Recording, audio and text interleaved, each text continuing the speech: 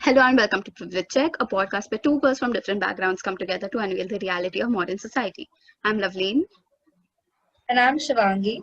And today we're going to talk about something that's responsible for at least 920 deaths nationwide since 1993. We are really glad to have this opportunity to talk about a topic like this because one of UN's SDGs is decent work and full employment for all men and women and equal pay for work of equal value. This is a goal that the United Nations wants to achieve by 2030. But I think we should first explore where India currently stands with respect to this issue, and particularly with respect to manual scavenging. Which will always be extremely difficult to do considering at the moment there are 15 states and union territories that do not have reported data on the deaths. I think this is such a grave issue if you consider how limited data there is available about this, especially post pandemic. Data and care, Shivangi. Honestly, data and care. I mean, let's be fair, there was never really any care, but I don't think we could have ever imagined that it could be amplified to such an extent. Yeah, like during the pandemic, during the peak, when shops were closed and they were open for only a few hours, and when we all were locked in the security of our home, manual scavengers were at work. Even government bodies were not working. Road repairs haven't been conducted. But manual scavenging, they definitely do not need any kind of security, right? If we actually dig deep into this entire issue, we realize that COVID-19 actually pales in comparison to how deadly manual scavenging actually is. I completely agree with you. But first of all, for anybody who is not familiar with the term, manual scavenging refers to those activities where a human being is in contact with feces or waste material without any safety gear. And when we say no safety gear, it means some of them literally have to scoop up feces or dangerous chemical material without any eye gear, or they are equivalent of a PPE kit. It is the most dehumanizing practice there is. And while this dehumanizing practice is a phenomenon in Bangladesh and Pakistan as well, there's a sweet little thing that India manages to connect it to, and that's something we realize we can never escape. Caste. Of course, Shivan. Possibly. I mean, I think we all know, like, just the thought of like having to clean excreta is considered degrading, right? And therefore is only supposed to be assigned to those who belong from like the lower caste groups. Sorry, sorry, but it's just crazy because Loveleen and I came across this during our research, and we realized that almost 40 to like 60% of Dalit households are are actually manual scavengers. So this is quite literally a second nature for the lower caste groups in India. Exactly. But our concern isn't solely related to the caste connotations it brings forth to the table and as a result perpetuates. No, it frankly is not that simple. What concerns us is a very blatant violation of Article 21 of the Indian Constitution. Every person deserves to live with dignity. But here are stories of those who die swimming in lakes of waste material to sustain their family. And we know that everybody has a very definite role to play in society, and somebody's role is going to look very trivial on surface, and others probably going to look like a very important part of life function. But is it too much to ask that you play the role with dignity? Is it too much to ask that the people who are playing these roles don't develop cholera, typhoid, or other respiratory disorders, or some blood infection or skin infection, and probably end up dying? These are all people who are in their 20s, and by the time they reach 30s, they're already losing their lives. Their family is losing the sole breadwinner. And obviously, the next in line is going to be their child. And they're thrusted into this profession from a very young age. Of course, Shivangi. And when you think that this couldn't get worse, here is an example of um an entity in India that is very, very much praised, and everybody believe, and they're very much praised, especially because uh, of the cheap facilities that they Vada, know that they give. And we've made an episode about this as well. I think it was our fifth episode, transport. Yeah, I'm talking about Indian Railways. So Indian Railways is notorious for this. When manual scavenging wasn't banned, the practice was conducted at full throttle. After the ban, however, people became smarter. It did not stop, they just got smarter. Instead of employing manual scavengers, they would hire them through contractors. So, on paper, they technically do not encourage manual scavenging. Despite all of this being mentioned in the 2013 amendment of the Prohibition of Manual Scavenging Act of 1993, which we will talk about uh, in further in our episode. So, what do you have to say about exactly. that, So Shmangi? I just love how, when it comes to saving money, people just become smarter. When it comes to like exploiting humans, they just become smarter. I love how their intelligence is unlocked at like level 3000 when it comes to exploiting a human life. But yeah, like Levine mentioned, much to your surprise, there are actually multiple legislatures and initiatives that have been introduced and passed in the parliament, primarily to provide rehabilitation to manual scavengers and to ban the practice as a whole. In fact, one of the most recent ones was in 2013, and just in 2019, there was a 62% growth reported. The number of deaths caused by manual scavenging. You don't get the chronology. You have 2013 law, 2019, 62% increase in deaths, despite having initiatives like Swachh Bharat Abhiyan. So I don't know. I don't know what to say to this one.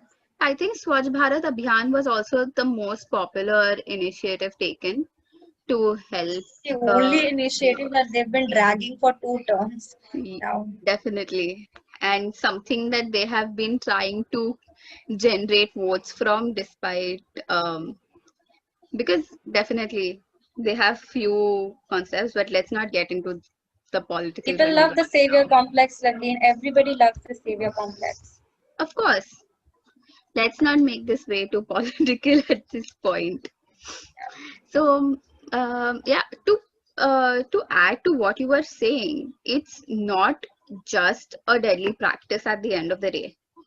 It's actually become sort of a lifestyle for the entire community, right? And Yeah. this is the same community that is already marginalized. It has seeped into our language, in fact, like our vocabulary as well. Because when you see this in a broader spectrum, and you are referring to a manhole, so you're just referring to a man dipping himself in waste material.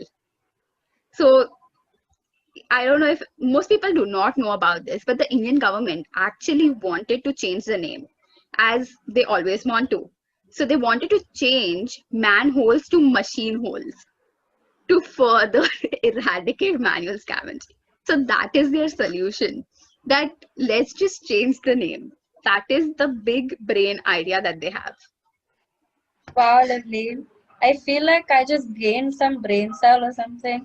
But how is name conversion a solution? Isn't making laws or forget it, just implementing the laws you've made the solution? And yeah, we have laws. We've I know I said this before, but we've had multiple laws since like 1993. There have been multiple laws just to ban. The first one in 1993. It's like 2 decades since 1993 now. This was the 1993 was of course amended to the 2013 uh, Prohibition of Employment as Manual Scavengers and the Rehabilitation Act. So the entire proposal was basically the same old thing, right? That this just prohibited scavenging as a practice, but also proposed their rehabilitation along with the family that they belong to. It sounds pretty much like a win-win situation, right? This act was not the solution, but so yep, really wasn't. Yeah. This act was definitely not the solution, nor was the amendment. If you want to know more why, let's just elaborate this. Despite the fact that you can actually see manual scavengers at work, I would be very surprised if you haven't. But despite that, for anybody who hasn't, there has been an amendment for the 2013 amendment as well. So the original bill passed in 1993, amended in 2013, and now in 2020, a bill has been proposed to do and to get along with an amendment again. So, to give an overview of that particular bill, the bill proposes to completely mechanize sewer cleaning. It's so funny. It actually proposes to completely mechanize sewer cleaning, introduce ways for on-site protection, and provide compensation to manual scavengers in case of sewer deaths. I mean, I I don't even want to comment on this. Do they actually hear themselves when they're saying this or when they're proposing this? What were they thinking? Do they, Loveleen, do they talk to anybody but mirrors when they propose these policies? Do they? Please tell me. Anyways, I don't know why we keep just delving into like bashing our current government. This is supposed to be an educational episode, but cool. I'm just gonna stick to the topic now. So I think it was the Social Justice and Empowerment Ministry's National Action Plan, which was under the Union government, that aimed to make the laws tighter. But not just that, it also wanted to eradicate the procedure altogether by replacing it with a better fecal sludge management system. Now, of course, the question is how effective is this really going to be? Because, like Lavleen said, it keeps requiring amendments and amendments. And there has been a 62% increase in deaths due to manual scavenging. That means a law that has been already passed earlier has done very little good, which means that class and caste divides still exist in society. And that Exactly. just means that humanity is still on the decline. So Of I don't course. know what use is it going to be. I completely agree with that, Shivangi.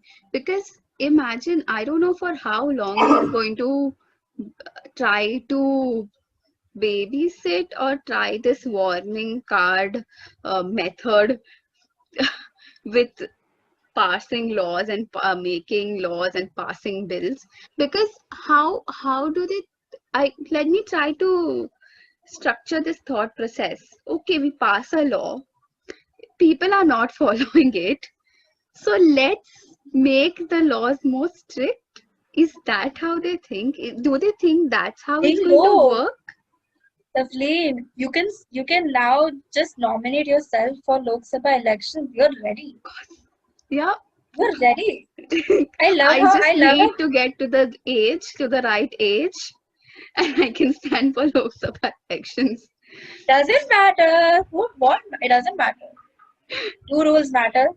It's just so funny how Exactly, it doesn't. And I think we will elaborate on this further in the episode as well, because the way that rules have been playing out for the government very for officials who have been given the position that they are at because of their ethical nature, but that's not how it works in India anymore.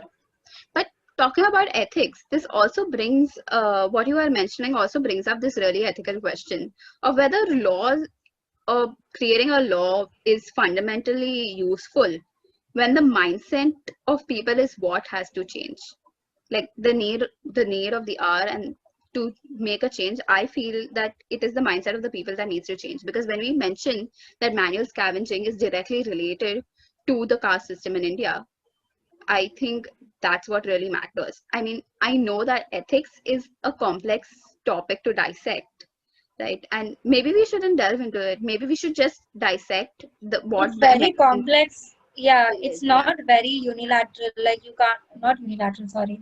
It's not very one dimensional actually talking about something like this yeah. because there's a lot more that like even like uncovering ethics in a issue like this, there's a lot more into play. Hmm. And so I think it's a pointless discussion to have, and it's Yeah, just going to distract us yeah. from Maybe we our should thing. just dissect the amendment bill that we have been talking about, because that is something that's on paper, Yeah. and maybe that's something that we Oh can. yeah, oh yes, Lavin, thank you. My favorite thing. This amendment bill brings out the kindergartner teacher in me. So according to the wire, the amendment bill has treaded the same flawed path as its previous versions.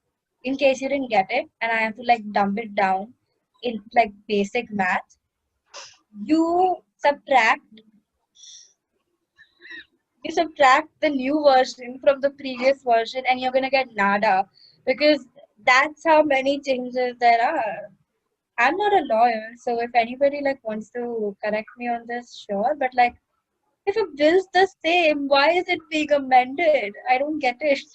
Like, I mean, Shivangi, if you find that hilarious, which I'm sure you do, uh, yeah, what I'm about to say further is going to have you rolling. Okay? Now, this 2020 Amendment Bill for Prohibition of Manual Scavenging and the Rehabilitation Act. Okay? Now, this amendment bill is a hidden bill. Can you imagine? It is a hidden bill, which means that there is no draft available for public consultation. Now, if that does not seem sketchy, I don't know what does. Shivani, literally, your face right now. this is quite literally against established procedure. I know we were just talking about this, how rules don't matter. Wow, they really don't. How does it keep getting away with things like this? I just do not understand. Like Exactly. I mean, I, hidden bill. I, Wow. yeah, I know I hinted this. This brilliance, corruption brilliance, like literally unparalleled. Of course, and I was hinting this earlier, and I really wanted to mention this because, come on, this really is blatantly not following any sort of structure at all. Like, You, I don't know how they get away with this. I really don't. Anyway, coming back to the bill, to give a better structure to what all we have said, the bill basically proposes completely mechanized work cleaning, better protection at work, compensation in case of accidents. Now, currently, engaging anyone for hazardous cleaning of sewers and septic tanks is punishable with imprisonment of up to 5 years or a fine of 5 lakh or both. The new bill proposes that the law banning manual scavenging becomes more stringent by increasing both the imprisonment term and the fine amount. Goodbye. What is like I said, it I love how people have hyped like bureaucracy and politics to like such an esteemed position that oh no, you have to be really smart. You have to be really knowledgeable, And you look at these policies that people just pull out of thin air. I think my opinion is only going to like side with Marie Marcel Tegekara, an author at The Fire, who spoke to Bezveda Wilson, who's a Raymond Magsaysay Award winner and also co-founder and national convener at the Safai Karamchari Andolan.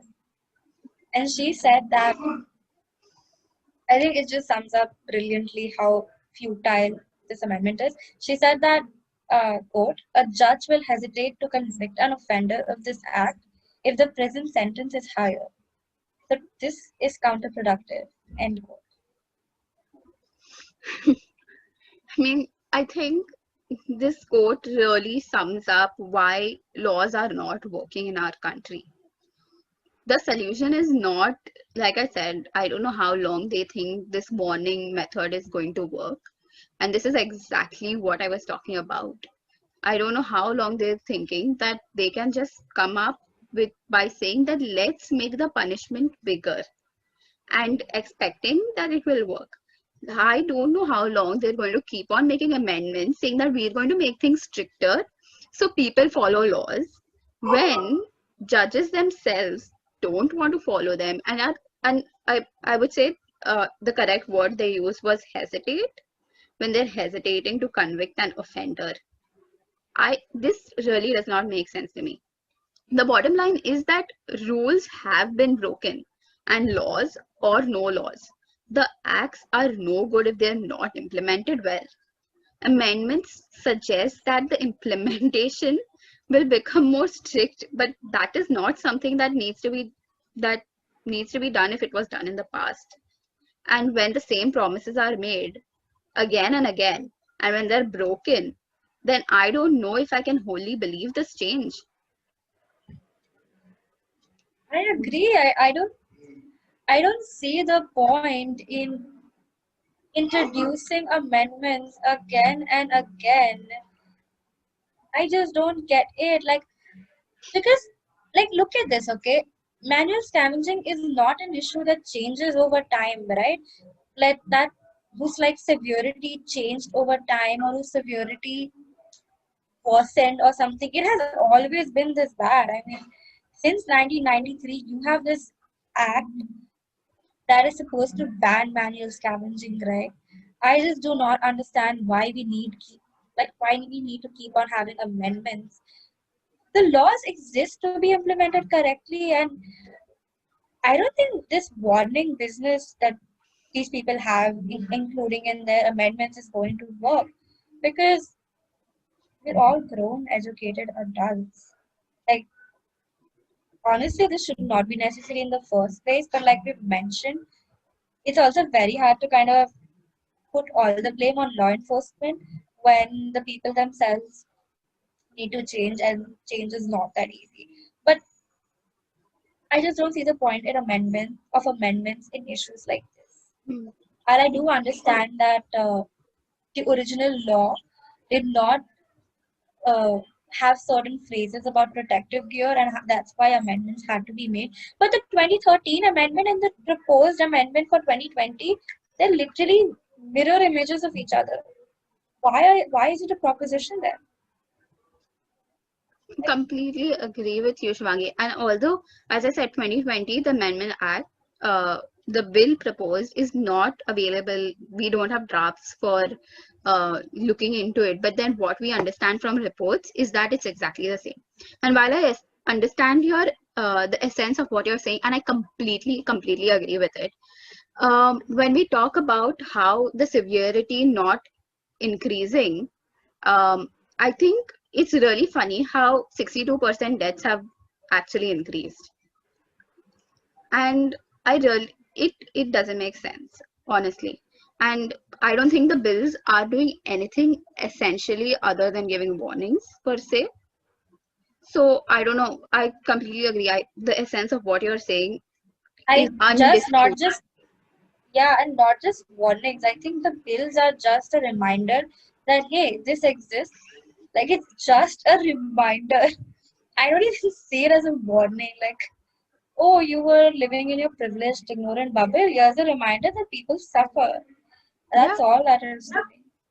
I honestly think the crux of the matter really lies in the caste system. And I know that conversion or migration has been the most obvious and hence the most suggested solution.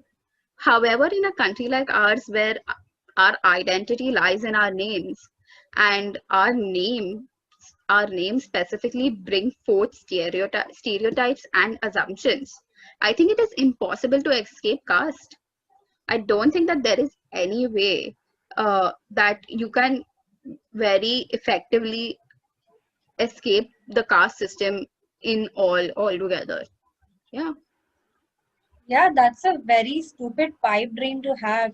Like to think that You can live in India and escape caste. I mean, unless you're Arundhati Roy and you're just plain dumb, you're not gonna escape caste.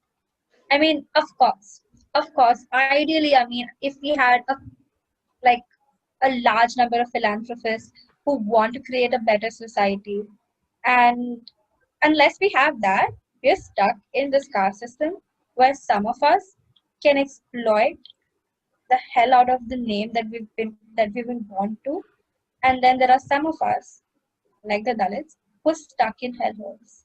That's just how divisive life is. Mhm. And sorry, while I completely agree with you and this topic about how caste is actually uh, the drivers of manual scavengers into the hell holes, I don't think, and I would rather not elaborate much more on the topic on the basis of caste, just simply because of the reason that we have already spoken about it extensively on our podcast, The Privilege Check. Yeah. It was, in fact, our first episode. So, if you would like to know more, we are accessible on most audio streaming platforms.